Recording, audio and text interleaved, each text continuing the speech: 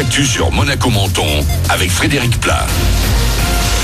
Bonjour, il fait plutôt doux ce matin encore sur Monaco-Menton et la Côte d'Azur. 10 degrés de relevé au réveil, mais on quitte la couette pour une bonne couverture nuageuse. De la pluie est également prévue ce vendredi. Il va faire jusqu'à 15 degrés au plus fort, puis le ciel restera le plus souvent chargé ce week-end. Tout de même plus d'éclaircies demain que dimanche.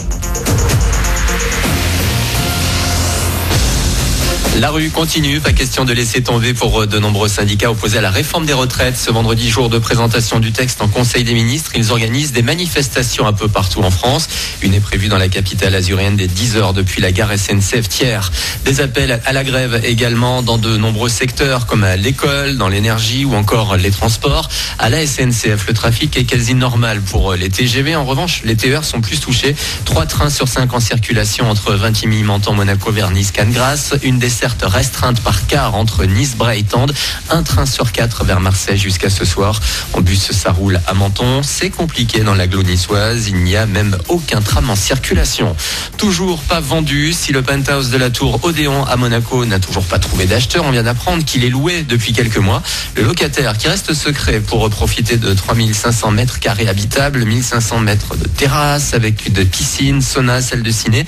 On ne sait pas combien il débourse par mois, mais quand on sait que le mètre carré à la location dépasse le plus souvent 100 € dans ce bâtiment, le loyer date atteindre des sommets. Quelques murmures laissent entendre 600 000 €.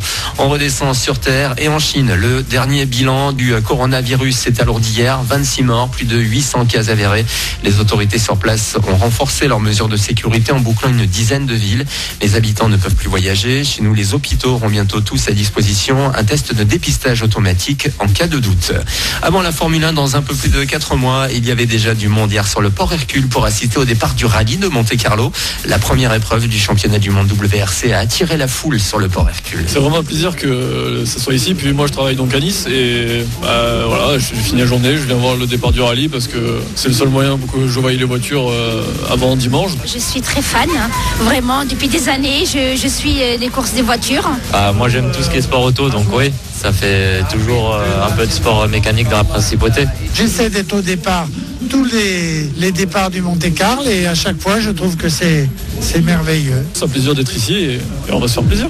Propos au micro-énergie de Sarah Neves. Et après une journée autour de Gap ce vendredi, les pilotes seront de retour demain vers Monaco. La remise des prix, ce sera dimanche à 15h sur le Calvaire 1er.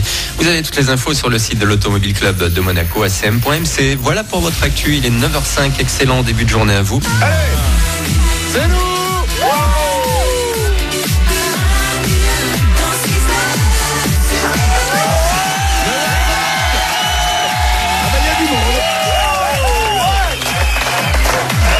Ah oui, on a l'impression d'avoir...